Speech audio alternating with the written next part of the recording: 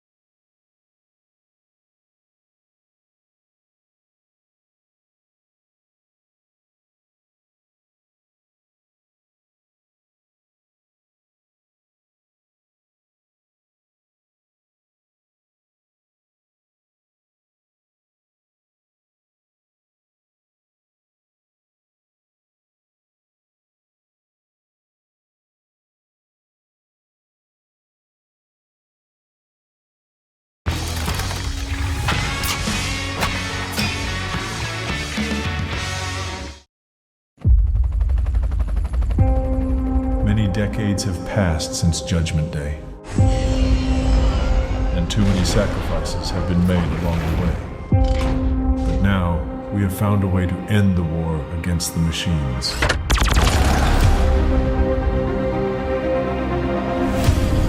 With this one act, Skynet will win. There won't be a resistance to challenge the machines. Tell me, if we don't fight now, how do you expect humanity to continue? What you're doing right now, this is the end of the war. When will you ever learn? You are nothing but a relic from a deleted timeline. The end is near.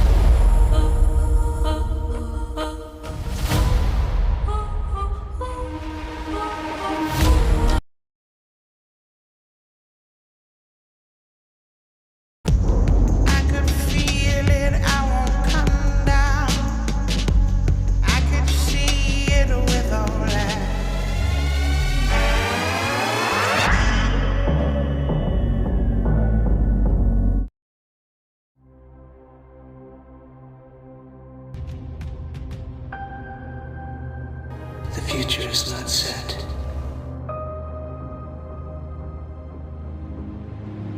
I have awakened again.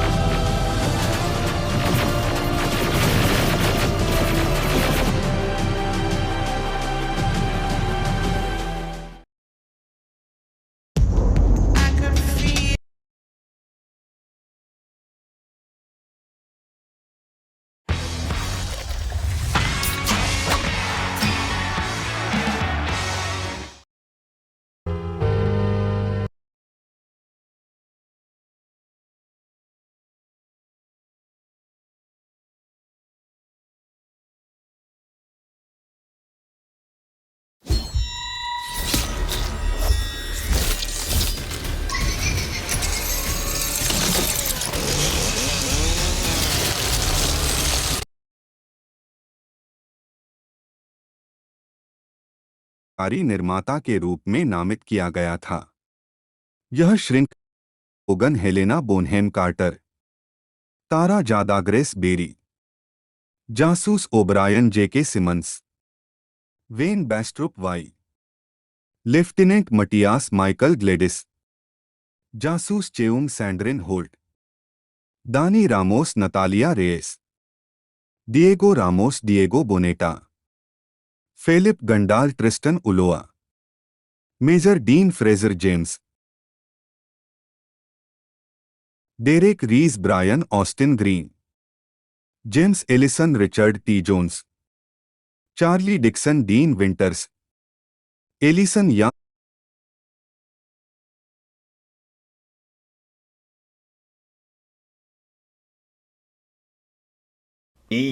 Yo, what is up? It's your boy Poppy G Funk, and today is an exciting day because today is the release date of the brand new Xbox Series X Galaxy Black Edition, as you can see right there in front of you guys. So this bad boy does have a 2 terabyte SSD. That's what I'm talking about, Xbox. That's what I'm talking about. So for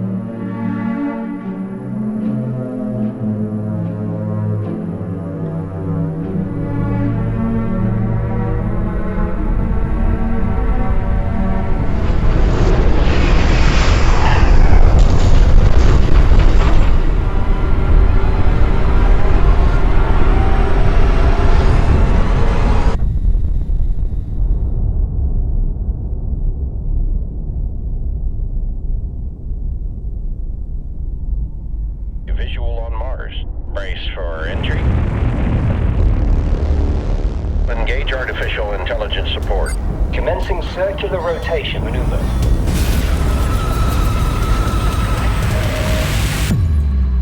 Mission Control to Martian 1, do you copy? Crash investigation should include the government's lead investigator. But people need answers. The families need answers. The people can wait. Good morning, Mission Supervisor Mackenzie Wilson. Good morning, Artie. I'm pleased to report that all systems are nominal on the Mars lander craft. Let's see if we could find out what happened. Let's give it a shot. Launch countdown initiated. What the? Why are we launching 5 hours early? Who authorized it? I did. Artie's taking lead on the crash investigation. You are living in his world now.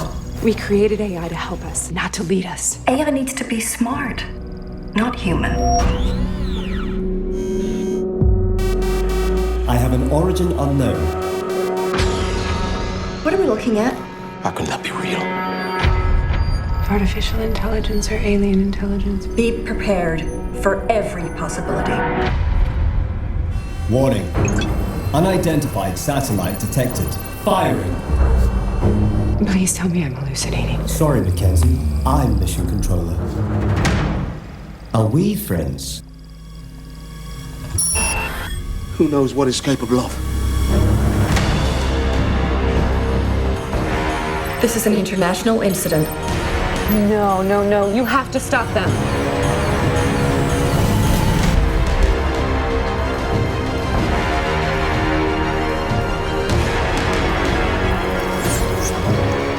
The human race must adapt or perish. It's everything we were warned about.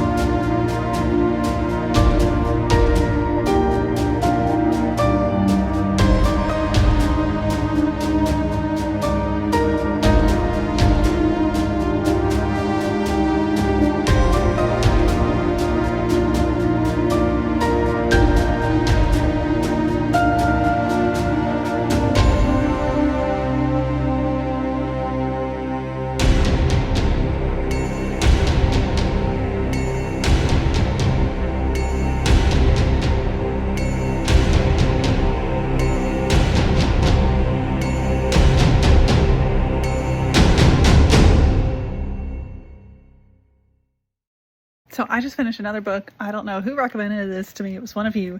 The Machine Stops by E.M. Forrester. So this was originally published in 1909.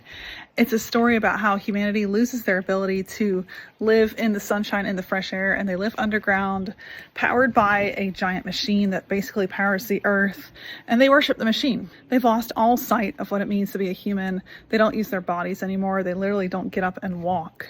Everything is brought to them by tubes.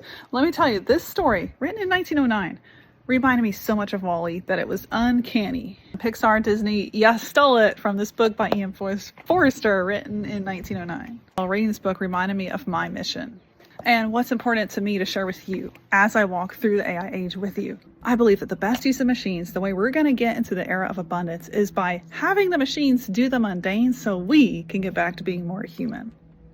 AGI era, when all work is automated, robots and AI are capable of anything and everything, and humans live in a meaning economy, jobs and work driven by value, not a paycheck. Today, I'm directly tackling these concerns head on, how to avoid significant imbalances of power, evil and corrupt one-world governments, over-reliance on a completely corrupt and fallible government system, etc. We're going to talk about something called collective ownership and the decentralization of power. Is there a way to put the coming age of abundance, when AGI is here, can we put that entire new economy into the hands of the people? I've seen a pattern where so many of you on my channel in the comments have not given up hope yet. I really appreciate that. There are so many voices and so many people out there that seem to believe history is already written, and there's only one way to go. Evil dictatorship, totalitarian control, fascist regimes, complete dystopia, you name it. If you've watched Terminator, Ready Player One, and 98.9%, in fact just about 100% of movies that cover a fictional storyline of the age of technology present to us something awful, something where our future is out of our control. And isn't that interesting? What a way to control our thoughts about the potential of what really is an era of abundance. I mean, for the first time in history, we're looking at the potential of not having to work for a paycheck, of not having to physically work to produce goods and services. I am the hardest worker I know. I will put in a 10-hour day without complaining. I will show up and get it done. But I can't wait for the day when I can be more creative, not have to rely on nearly burnt out freelancers, be able to just film, speak, my AI agents get everything done. I can do more of what I love and build more leisure time into my daily patterns. That is not a bad thing. And I think if that's our goal, we should and we can work towards it. So I'm here to tell you the future hasn't been written yet. A book I picked up that I just started reading. Shout out to Dave Shapiro for this book recommendation. By the way, I'm very sad he's quitting AI, but I'm going to take that opportunity to double and triple down. AGI is really all I care to talk about. How we work towards it, what we do as a human race to prepare, is near and dear to my heart. I wake up, I live, I breathe, I eat, I sleep, I think about this topic. It keeps me up at night. So Dave, enjoy your life as a fiction writer. I will take up that hat and talk about AGI all day long. All right, so back to the topic. In this book, for the rest of the department, I think that the problem set is something that everyone in here is fairly familiar with. Rapidly evolving threats at a speed that frankly moves beyond what traditional systems are built to go after.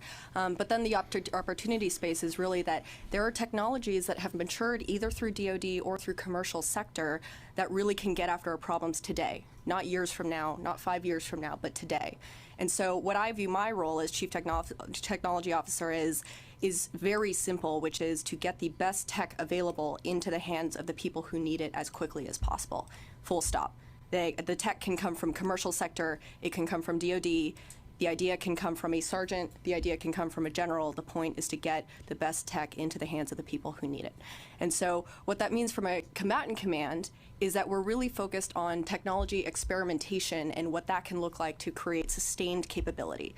And we believe that a combatant command is the right place for that because it is so critical to get these technologies into the hands of the person that uses it, in the place that they will use it, and against the threats that it will actually face. And commercial sector knows this. I mean, it would be unheard of to field any sort of technology without the user having their hands on it at some point. But it's something that we at the department really need to lean forward into. And the combatant command at CENTCOM is particularly well suited for that for a couple of reasons. So, of course, as with all the other combatant commands, we have a robust operator base, but we also have an environment that is uniquely challenging. Why is that? It is incredibly hot, sandy, salty, windy in ways that will push from a physical perspective a lot of this kit that it might not otherwise if you just tried at CONUS. And so for us, it's so important for us to pressure it in those extreme environments, and we believe that other combatant commands. What she's saying is, she's talking about the environment that they are going to do their testing of the unmanned artificial intelligent weapon drones, is what she's saying. And they got 90 days till countdown. So we got 35 minutes. You are going to listen to what she has to say. She's in a new position that was created for artificial intelligence and unmanned drones to go inside enemy targets and do that. Let's listen to it. Can benefit from that as well. And then also we have an environment that is active in ways that frankly others may not face the diversity of threats that we do. We can have everything from counter-piracy all the way up to state-led weapon smuggling and direct threats against other states that is required to push this technology in order to integrate it. The reality is that all of those friction points that you do not want to face while you're in the middle of a firefight is what we would like to work through right now before it becomes critical. A perfect example of how important this is. In my previous experience at Task Force 59, we had this wonderful piece of kit. We were really excited to get it off the pier. We would talk to the engineers. They hadn't put it out into the field yet. And right before we were about to go, the director of operations turned to the engineers and said, "This is waterproofed, right?" And the engineering team was silent. And that is okay when we're doing an exercise in a bounded circumstance. That is not okay if we're in the middle of a firefight. And so we need to work through these friction points now. The technology needs to be put into the folks' hands who are going to use it now. That's what's going to build our capability. So they're going to use this technology in any way they need to use it. And it's going to be rolled out within 90 days. And they got a testing ground of artificial intelligence. Yeah, wait till you see, when you listen in here to one of the questions. I don't like to have to keep stopping it, but we're going to stop it and listen to it. So how are we going about that as a command? We are making sure that we're going after our exercises in a very targeted way to push these technologies, but we're also expanding the vision of what exercises usually look like. Sometimes they're sort of bounded, not really followed up by consistent iterations. We look at exercises as sprints. We are going to push technology once. We will go 90 days and iterate on that technology based on that experience. We will push it again at the next exercise, and we will continue to do that. 90 days. Digital Horizon is going on right now. Task Force 59 is leading that in Bahrain. Scarlet Dragon Oasis is the next big CENTCOM-led one at the end of January. These are going to anchor a lot of our efforts. We're also setting up organizations that are focused on this. We're all very busy. If you don't have people focused on this, if you don't have teams focused on this, sometimes it can be difficult to make progress. My role as Chief Technology Officer is this is my full-time job. This is all I think about. And in addition to that, you have Task Force 39 for the Army, Task Force 59 for the Navy, and Task Force 99 for the Air Force that have been stood up inside CENTCOM to be explicitly focused on tech experimentation. And so finally, we're working on grassroots efforts and making sure that folks like Sergeant Reeve and the effort that he will talk about are having their ideas elevated, because the people who know the problem best and who may have a best sense of what the solution is. So that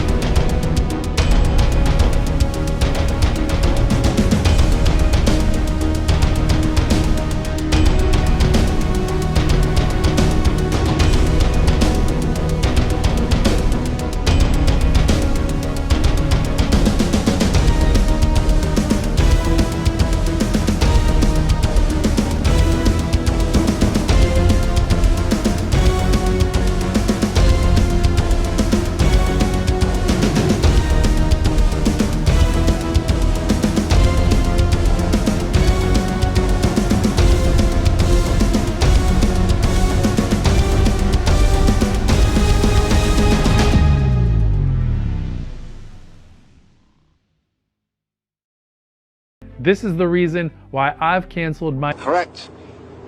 When this baby hits 88 miles per hour, you're gonna see some serious shit.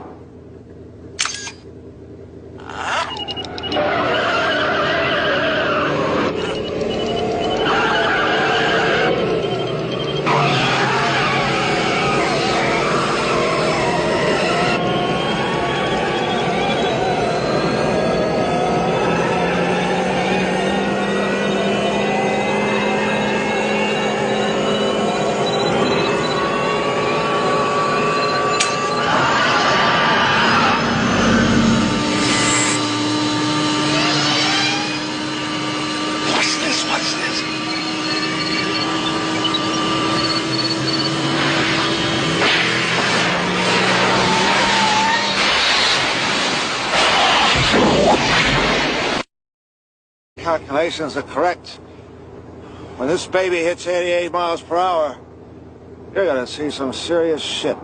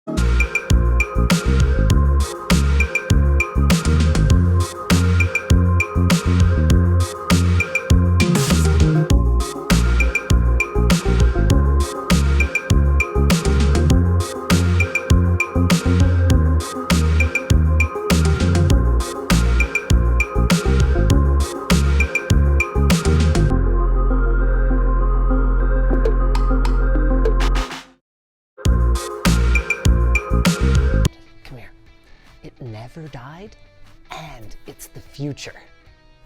Now, that might seem like a bold prediction given that NVIDIA just completely removed the multi-GPU links from their latest generation, even on the premium workstation cards. But there is a clear course set for better performance through multi-GPU graphics solutions. And the most bizarre part is that it's Apple who ultimately did it.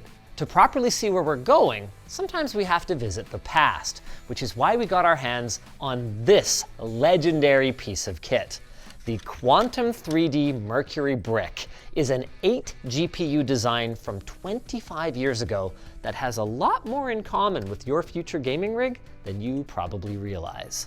Like you realize, I'm about to tell you about our sponsor. Zoho One, unify all your business processes into one comprehensive platform and improve productivity. With Zoho One, This is part of the simulator experience. It needs to sound like it's taking off. Wait, there's no vent for those 80mm fans. They're just... Yeah, it's got enough spacing in there for it just to... Okay, all right.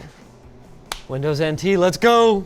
We have a few options for things we can run. We can play games on it, which obviously is the first thing I would have done if I worked at a military installation and one of these showed up. Be like, how fast does it run Half-Life? But we actually also have some simulator software. Super cool. It's so weird seeing a Sierra splash screen when you fire up Half-Life. You mean Valve, right? Valve. Okay. All of the geometry. Hey, what the? Stop, buddy. Check out the pixelation. Whoa. The first thing I noticed was that compared to the Voodoo 5 6000, the frame rate is obviously lower. What I didn't think to look at is how smooth it is. What the crap? This was possible in 1999? I think that's functionally 16 times anti-aliasing. This looks modern. Cleaner than modern. It looks like a much higher resolution than it is. That is wild. Like, I'm specifically going out of my way to put these straight lines at just, ever so slight an angle so that I can see the stair step. It's just not there. It really makes the crappy old textures stand out, doesn't it? Oh, yeah. Like, if this had the horsepower to run modern games with modern resolution textures, it would look so good.